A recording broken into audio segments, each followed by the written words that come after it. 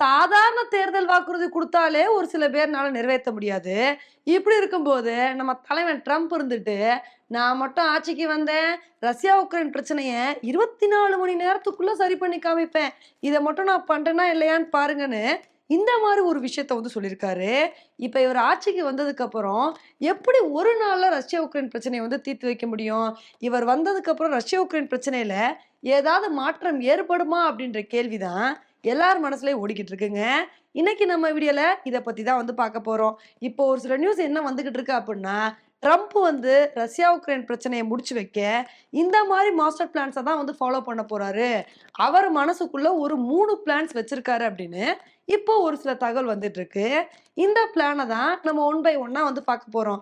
First plan என்ன சொல்றாங்க அப்புட்ன்னா, Trump ஆட்சிக்கு வந்ததுக்கு அப்புறம் வேலையா ரஷ்யா, உக்ரைன் பிரச்சனையில இத தான்ப்பா பண்ண போறாரு. என்ன தெரியுமா பண்ண போறாரு?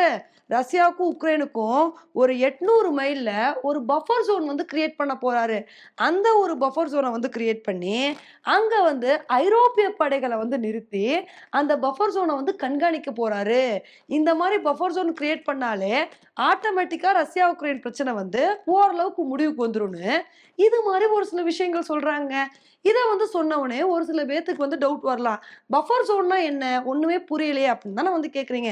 பஃபர் ஜோன்னா பதற்றத்த வந்து தணிக்கிறதுக்காண்டி கொண்டு வர ஜோன் தான் பஃபர் ஜோன். இப்ப இந்தியாவுக்கும், பாகிஸ்தானுக்கும் பிரச்சனை இருக்கு. இந்தியாவுக்கும், சீனாவுக்கும் பிரச்சனை இருக்கு. ஆனா இந்த பிரச்சனைய ஓரளவுக்கு சமாளிக்கிற விஷயம் எங்க இருக்கு?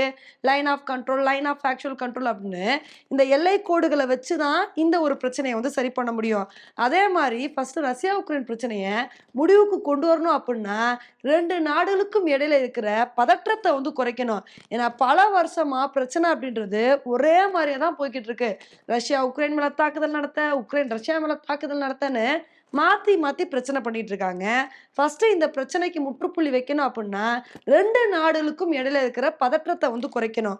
இந்த பதற்றத்த குறைக்கிறதுக்காண்டி தான் பஃபர் ஜோன வந்து கொண்டு வரணும்னு இந்த மாரி மாஸ்டர் பிளான் போட்டிருக்கதா இப்போ ஒரு சில தகவல் வந்திருக்குங்க. ஆனா அந்த மாரி மாஸ்டர் பிளான் போட்டாலும் ட்ரம்ப் எவ்வளோ தெளிவா இருக்காரு பாருங்க. அவரோட அமெரிக்க படைகள வந்து அனுப்பாம, ஐரோப்பிய படைகள தான் இங்க வந்து நிறுத்தணும்னு, இந்த மாரி யோசனை பண்ணியிருக்கிறதா இப்ப நியூஸ் வந்துட்டு இருக்கு. இத வந்து பார்க்கும்போது, ட்ரம்ப் அமெரிக்கன் ஃபர்ஸ்ட் அப்படின்ற பாலிசிய எவ்வளோ தெளிவா ஃபாலோ பண்றாரு அப்படின்றது நமக்கு ரொம்ப கிளியராவே வந்து தெரியுது. இப்ப அடுத்து ட்ரம்ப் என்ன பண்ணுவாருன்னு சொல்றாங்க அப்படின்னா, நேட்டோல உக்ரைன சேர விடாம ட்ரம்ப் வந்து தடுக்கலாம். ஏன்னா, இவ்ளோ தூரம் ரஷ்யா, உக்ரைன் பிரச்சனை வெடிச்சிருக்கு அப்படின்னா, இதுக்கு முக்கிய காரணமே நேட்டோ தான். எப்போ உக்ரைன் நாங்க நேட்டோல சேரப்போறோம்னு சொன்னாங்களோ, அப்ப இருந்தே ரஷ்யா, உக்ரைன் மேல மாத்தி மாத்தி தாக்குதல் நடத்த ஆரம்பிச்சுட்டாங்க.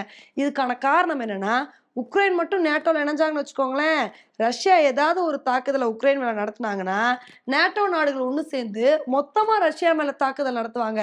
இந்த ஒரு விஷயத்துக்கு நாங்க அலோவ் பண்ண மாட்டோம். உக்ரைனை எக்காரணத்துக் கொண்டும் நேட்டோல இணைய விட மாட்டோம் அப்படின்னா, எக்கச்சக்கமான தாக்குதல ரஷ்யா, உக்ரைன் மேல வந்து நடத்துனாங்க. அவங்க ஸ்டார்ட்டிங்ல இருந்தே என்ன சொல்லிட்டு வந்துட்டு இருக்காங்க அப்படின்னா, உக்ரைன் மட்டும் நேட்டோல இணைய மாட்டாங்க அப்படின்ற ஒரு உத்தரவு வந்து குடுக்க சொல்லுங்க. ஒரு உறுதிய குடுக்க சொல்லுங்க. நாங்க இப்பவே தாக்குதல வந்து நிறுத்திர்றோம்னு, ரஷ்யா அப்ப இருந்து இப்ப வரைக்கும் ஒரே மாரி ஸ்டாண்ட்ல தான் வந்திருக்காங்க.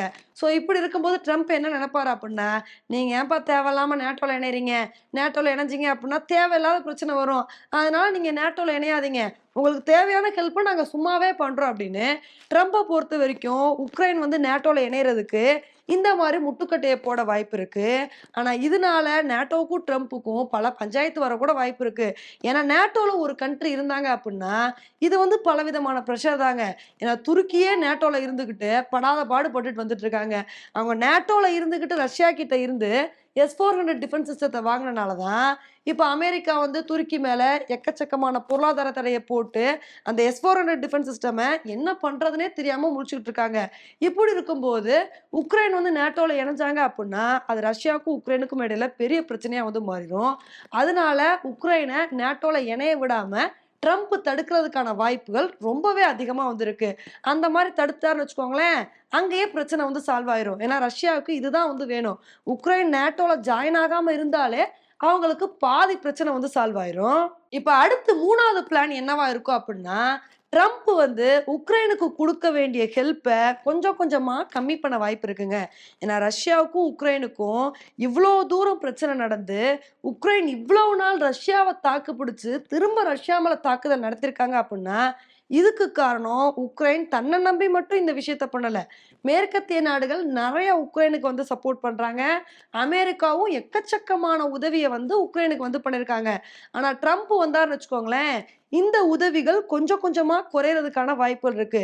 ஸோ இந்த மாரி உதவிகள் கம்மியானாலே, ஆட்டோமேட்டிக்கா உக்ரைன் வந்து திரும்ப ரஷ்யா மேல தாக்குதல் நடத்தாம, அப்படியே அவங்கள டிஃபெண்ட் பண்ண மட்டும் வந்து ஆரம்பிச்சுருவாங்க. ஸோ அந்த மாரி அவங்க டிஃபெண்ட் பண்ற பட்சத்துல, ரஷ்யாவும் உக்ரைன் மேல நடத்துற தாக்குதல கொஞ்சம் கொஞ்சமா கம்மி பண்ணிருவாங்க. ஸோ அதனால ட்ரம்ப் அவர்கள் ஆட்சிக்கு வந்ததுக்கப்புறம், உக்ரைனுக்கு குடுக்க வேண்டிய ஹெல்ப்ப ரஷ்யாவ எதிர்க்கிறதுக்காண்டி உக்ரைனுக்கு குடுக்க வேண்டிய ஹெல்ப்ப வந்து கொஞ்சம் கொஞ்சமா கம்மி பண்ண வாய்ப்பு இருக்குங்க. ஆனா இதுக்கு முன்னாடி பைடன் இருந்தப்ப அந்த மாரி கிடையாது. அமெரிக்கா உக்ரைனுக்கு எக்கச்சக்கமான ஹெல்ப்ப பண்ணாங்க. ரஷ்யாவ எதிர்க்கிறதுக்கு நாங்க என்ன ரேஞ்சுக்கு வேணா போவோம் அப்படின்னு, இது மாரி உக்ரைனுக்கு சப்போர்ட் பண்ணிட்டு இருந்தாங்க. ஆனா இனிமேல் உக்ரைனுக்கு அந்த மாரி சப்போர்ட் கிடைக்குமா அப்படின்னு கேட்டா, இது ஒரு மிகப்பெரிய கேள்விதாங்க.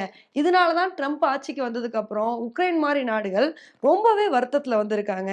ட்ரம்ப் வந்ததுக்கப்புறம் இது எப்படி எக்ஸிக்யூட் பண்றாரு அப்படின்றத பொறுத்து வந்து பார்க்கலாம்.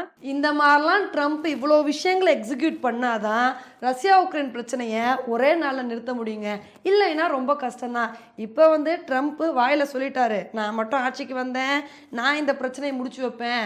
நான் அதிபரா இருந்திருந்தேன் அப்படின்னா, இந்த பிரச்சனையே இவ்வளோ தூரம் போயிருக்காதுன்னு, இவ்வளோ தூரம் வந்து பேசியிருக்காரு. ஆனா இவர் ஆட்சிக்கு வந்ததுக்கப்புறம் எப்படி இந்த பிரச்சனைய சால்வ் பண்ண போறாரு? ரஷ்யா கிட்ட எந்த மாரி முடிவுகள் எடுக்க போறாரு அப்படின்றத பொறுத்து வந்து பார்த்தா தான் வந்து தெரியும். கொஞ்ச நாளைக்கு முன்னாடி கூட என்ன நியூஸ் வந்துட்டு இருந்துச்சு அப்படின்னா, ட்ரம்ப் வந்து புத்தினுக்கு கால் பண்ணியே பேசிட்டாருப்பா. புத்தினுக்கு கால் பண்ணி ட்ரம்ப் என்ன தெரியுமா சொல்லியிருக்காரு? இந்த ரஷ்யா, உக்ரைன் பிரச்சனைய ரொம்ப தூரம் கொண்டு போகாதீங்க. இந்த பிரச்சனையில வந்து நீங்க மாத்தி மாத்தி தாக்குதல் நடத்தாம, இந்த பிரச்சனைய முடிக்க பாருங்கன்னு ட்ரம்ப்பே புத்தினுக்கு ஃபோன் போட்டு பேசிட்டாரு. அவ்வளோதான். இனிமேல் எங்க இந்த பிரச்சனை வந்து நடக்க போகுது? இந்த ஒரு பிரச்சனை முற்றுப்புள்ளியில தான் போய் முடிய போகுது. புத்தினும் தலையசைச்சிட்டாருன்னு, இது மாரி எக்கச்சக்கமான நியூஸ் வந்துட்டு இருந்துச்சுங்க. இத வந்து பார்த்தோனே நம்மளே ஒரு நிமிஷம் வந்து ஷாக் ஆயிட்டோம். ட்ரம்ப் புத்தினுக்கு டைரக்ட்டா கால் பண்ணி பேசியிருக்காரா? நம்ப முடியலையே! அப்படின்னு தான் வந்து நம்ம வந்து நினைச்சுட்டு இருந்தோம். அதுக்கு தகுந்த மாரி இப்ப ரஷ்யா என்ன பண்ணியிருக்காங்க அப்படின்னா, இதெல்லாம் பொய்ப்பா. அமெரிக்க ஊடகங்கள் இஷ்டத்துக்கு நியூஸ போட்டுட்டு வந்துட்டு இருக்காங்க. ட்ரம்ப்லாம் புத்தினுக்கு கால் பண்ணவே இல்ல. அவங்க இஷ்டத்துக்கு அப்படியே கற்பனை பண்ணி, அவங்களா கற்பனை பண்ணி ஒரு நியூஸ போட்டு, அத வந்து வெளியிட ஆரம்பிச்சுடுறாங்க. இதெல்லாம் அப்பட்டமான பொய். ட்ரம்ப்பும் புத்தினுக்கு கால் பண்ணல. புத்தினும் அவர் கூட வந்து பேசல. இத யாருமே நம்பாதீங்கன்னு ரஷ்யா வந்து இந்த ஒரு செய்திய வந்து மறுத்திருக்காங்க. இப்ப இதுதாங்க ரொம்பவே முக்கியமான விஷயமா வந்து பார்க்கப்படுது.